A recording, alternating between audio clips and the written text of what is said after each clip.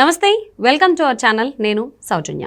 CM Revanth Reddy మీడియాతో జరిగినటువంటి chit చాట్లో కొంతమందికి స్ట్రాంగ్ వార్నింగ్ ఇచ్చారు. అలాగే ఇంకొన్ని విషయాలు కూడా చాలా డిస్కస్ చేయడం జరిగింది. సీఎం రేవంత్ రెడ్డి ఎందుకు అలా చేశారు, ఏంటి అని చెప్పేసి పూర్తి డీటెయిల్స్లోకి వెళ్తే అంశానికి సంబంధించి మనతో మాట్లాడడానికి, వారి విశ్లేషణని మనతో పంచుకోవడానికి ఈరోజు మనతో పాటు ఉన్నారు సీనియర్ జర్నలిస్ట్ దుర్గా కుమార్ గారు ఉన్నారు. వారితో మాట్లాడదాం. నమస్తే అండి. నమస్కారం సౌజన్య, మన వీక్షకులు కూడా. సీఎం రేవంత్ రెడ్డి మీడియాతో జరిగినటువంటి చిట్ చాట్లో కొంతమందికి డైరెక్ట్గానే స్ట్రాంగ్ వార్నింగ్ ఇచ్చారు. ఆ నాయకులు అసలు పట్టించుకోవాల్సిన అవసరమే లేదని కూడా ఆయన కామెంట్ చేయడం జరిగింది. అంతేకాకుండా కేసీఆర్ని ఒక చిన్న గదికే పరిమితం చేశారని చెప్పేసి కూడా ఆయన అంటున్నారు. సో అసలు ఏమంటారు దీని గురించి, మీ అభిప్రాయం ఏంటి?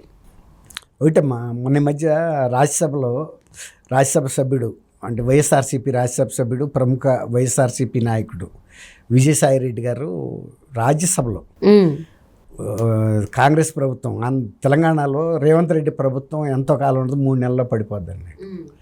అసలు ఆయన ఆ వ్యాఖ్యలు చేయటం అనేది ఆయన స్థాయికి మించిన వ్యవహారం కదా. అసలు అది ఆయన ఆంధ్రప్రదేశ్కి చెందిన రాజ్యసభ సభ్యుడు. రెండోది, ఇక్కడ రాజకీయాలతో తెలంగాణలో ఆయన పెద్ద మాట్లాడాల్సిన అవసరం లేదు.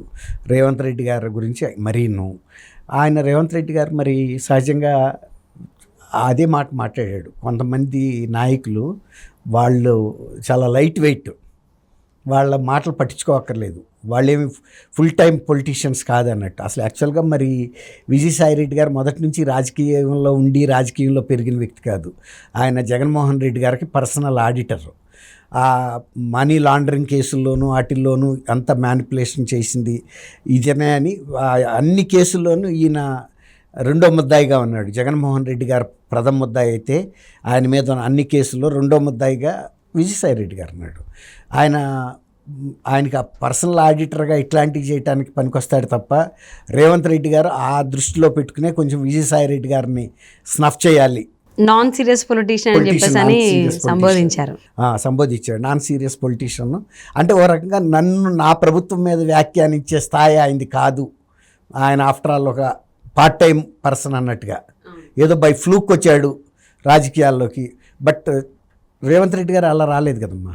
ఆయన మొత్తం తెలంగాణ అంతా అంగుళం తిరిగి తెలంగాణని తీసుకొచ్చిన పితాని పేరు పడిన కేసీఆర్ గారిని ఎదుర్కొని ఆయన్ని ధీటుగా ఓడించి వచ్చిన వ్యక్తి. అంటే ఆయన ప్రజల్లో నుంచి వచ్చిన వ్యక్తి. ఈలాగా ఎవరికో ఆడిటర్గా ఉండి ఫేవర్ చేసి బ్రీఫ్ కేసు కంపెనీలని మ్యానిపులేషన్తో చేసి ఆయన దీంతో రాలేదు కదా, దయాదాక్షిణ్యాలతో. అది మనం అక్కడి వరకే ఆలోచించాలి. రెండోది, కేసీఆర్ గారిని చిన్న రూమ్కి పరిమితం చేశారంటే యాక్చువల్గా శాసనసభ భవనంలో ప్రతి రాజకీయ పార్టీకి అంటే సభ్యులు కనుక ఉంటే, 2 సభ్యులు ఉన్నా కూడా వాళ్ళకు ఒక అకామిడేషన్ ఇస్తారు. వాళ్ళ పార్టీ శాసనసభ పార్టీ సభ్యులు శాసనసభ సమావేశానికి అయ్యే ముందు కానీ అయిపోయిన తర్వాత కానీ, లేకపోతే వాళ్ళ శాసనసభలో చర్చించాల్సిన అంశాల గురించి చర్చించడానికి కానీ, లేకపోతే వీళ్ళని కలవటానికి వచ్చే అతిథులు కోసం వీళ్ళు పలానా సాట ఉంటారనే దీనికోసం ప్రతిదానికి అధికార పార్టీ ఇప్పుడు కాంగ్రెస్ శాసనసభ పక్షానికి పెద్ద ప్లేస్ ఇస్తారు. అంటే ఎక్కువ మంది మెంబర్స్ ఉంటారు కాబట్టి అట్లా మెంబర్స్ని బట్టి తర్వాత నెక్స్ట్ ఏదైతే అపోజిషన్ పార్టీ ఉందో దానికి వీలున్నంతలో కొంచెం ఇంకా చిన్న ప్లేసు, ఇతరుల మీద బెటర్ ప్లేస్ ఇస్తారు. అట్లాగే ఒక 2 మెంబర్స్ ఉన్న వామపక్షాలు లాంటివి ఉన్నాయనుకోండి, వాళ్ళకు ఒక రూమ్ ఇస్తారు, రొటీన్గా నార్మల్ రూమ్స్. వీళ్ళకి కొంచెం ఒక చిన్నపాటి హాల్ ఇస్తారు ఎవరికి, ప్రతిపక్షాలకి. అయితే ఈ అలాట్మెంట్ అనేది జరిగేది స్పీకర్ గారి డిస్క్రిప్షన్, ఆయన విచక్షణాధికారం ప్రకారం చేస్తాడు. అంతే తప్ప ముఖ్యమంత్రి గారు చేయడు. ఎప్పుడైనా అధికార పక్షానికి లెజిస్లేచర్ పార్టీ ఆఫీస్ అనేది ఒక ఫిక్స్ అయిపోయి ఉంటుంది. ఇక ఏ పార్టీ ఇప్పుడు నిన్నటిరాక బీఆర్ఎస్ ఏ లెజిస్లేచర్ కార్యాలయంలో అయితే ఉందో ఆటోమేటిక్గా ఆ కార్యాలయంలో నెక్స్ట్ వచ్చిన కాంగ్రెస్ పార్టీకి ఇస్తారు. అంతకుముందు కాంగ్రెస్ ప్రతిపక్షం ఏదైతే ఉందో ఆ పార్టీ ఉన్న రూమ్కి ఈయన వెళ్తాడు. బహుశా అంతకుముందు మరి కాంగ్రెస్కి అదే రూమ్ ఉందేమో, అది ఇచ్చారు. ఒకవేళ అది ఇంకెవరికైనా ఎలాట్ అయితే కూడా ఇంకొక ఇచ్చే అధికారం స్పీకర్ గారికి ఉంటుంది.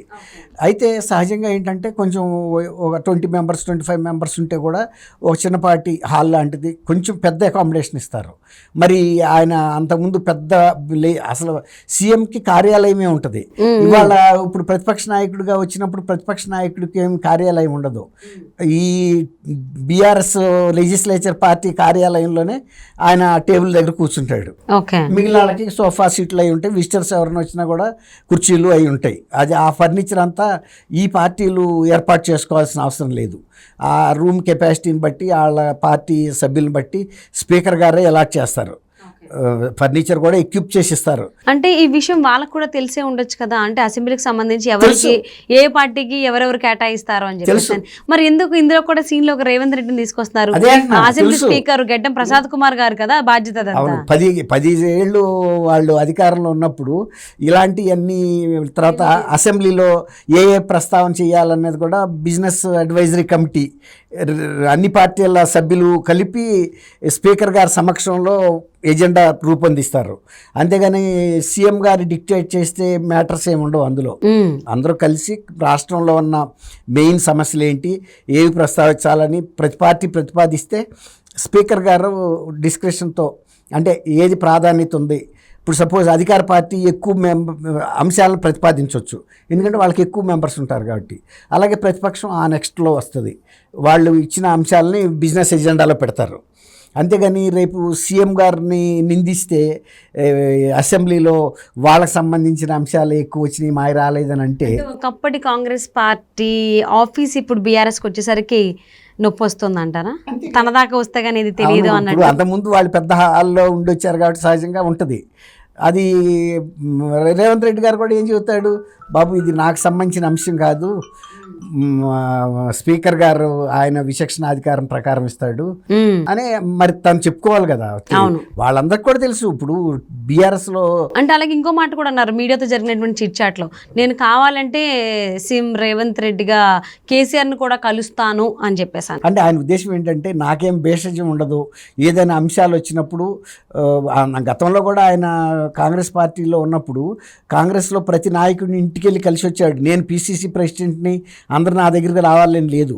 ఇప్పుడు కృష్ణా వాటర్ డిస్ప్యూట్ ఒకటి లేపారు.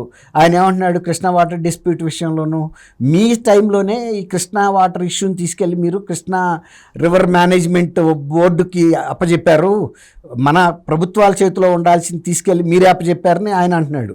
తర్వాత ఇంకోటి ఏమంటున్నా అంటే, తెల్లారి ఎలక్షన్ అనగా ఆంధ్రప్రదేశ్ ముఖ్యమంత్రి జగన్మోహన్ రెడ్డి గారు దాదాపు 800-1000 మంది సాయుధ పోలీసుల్ని నాగార్జున సాగర్ డ్యామ్ మీదకి తీసుకొచ్చి అక్కడి నుంచి నీళ్లు తరలించడానికి ప్రయత్నిస్తున్నప్పుడు, ఆయన ఆపద్ధర్మ ముఖ్యమంత్రి అయినా కూడా కేసీఆర్ గారే ఉన్నారు కదా ఆ రోజు. ఇంకా అప్పటికి రేవంత్ రెడ్డి గారి పార్టీ ఎలక్షనే జరగలే. ఇంకా అప్పటికి ఆ రోజు పొద్దున్న 8 గంటలకు మొదలవుతుంది, అర్ధరాత్రి దిగారు వీళ్ళు. అప్పుడు ఆయన చేసిన ఉద్దేశం ఏంటంటే, ఒక తెలంగాణలో అలజడి సృష్టిద్దాము, నీళ్లు మనం తీసుకెళ్ళిపోతున్నట్టు తెలంగాణ ప్రజలందరూ ఎగబడి బీఆర్ఎస్ లేకపోతే కనుక ఆంధ్రప్రదేశ్ గవర్నమెంట్ మన నీళ్ళన్నీ ఎత్తుకుపోతుంది, బ్యారేజ్ ఎత్తుకుపోతుంది, గేట్లు ఎత్తుకుపోతుంది అని ఒక ఫియర్ వస్తుంది అనుకున్నారు వాళ్ళు. అప్పుడు ఆయన కాంగ్రెస్ పార్టీ లీడర్గా రేవంత్ రెడ్డి గారు ఏం చెప్పాడు, మీరెవరు కూడా ఆవేశపడద్దు, ఏమీ దీనికి ఈ ఇద్దరు ముఖ్యమంత్రులు కలిసి ఆడుతున్న కపట నాటకం ఇది అని చెప్పాడు ఆయన. ఈ డ్రామా ఇది వాళ్ళు వచ్చి గేట్లు ఎత్తేది లేదు, తీసుకెళ్లే నీళ్లు ఉండవు.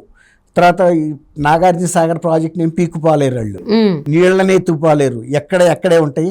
మీరు ప్రశాంతంగా ఉండండి, మీ ఓటేదో మీరు ఏ పార్టీకి వేయదలుచుకున్నారో ఆ పార్టీకి వేయండి, ఈ ఎలక్షన్ అయిన తర్వాత మనం మాట్లాడదాం అన్నాడు. మొన్న సవాల్ కూడా ఇచ్చిరాడు. ఆ రోజు ఎందుకు రాత్రిపూట వచ్చి వీరంగం చేశావు, ఇప్పుడు పంపించు నీ పోలీసులు ఎవడోనండి. ఇది ఇట్లా ఉండగా ఈ ప్రాజెక్టు యొక్క భద్రత అంతా ఇప్పుడు సెంట్రల్ రిజర్వ్ పోలీస్ ఫోర్స్కి వెళ్ళిపోయింది. అసలు ఆంధ్రప్రదేశ్ పోలీసులు వెళ్ళి అక్కడ ఏదన్నా డ్రామా క్రియేట్ చేయాలన్నా, తెలంగాణ వాళ్ళు చేయాలన్నా ముందు వాళ్ళని డ్యాము కిందకి తోస్తారు, అటు వాళ్ళని అటు ఇటు వాళ్ళని ఇటు. ఎందుకంటే ఆ పవర్ మొన్న జరిగిన ఈ డ్రామా తర్వాత సెంట్రల్ ఫోర్సెస్ తీసేసుకున్నాయి. అట్లా ఈ 2 సందర్భాల్లోనూ రేవంత్ రెడ్డి గారు ఎవరికి సమాధానం ఎట్లా చెప్పాలో చెప్పాడు.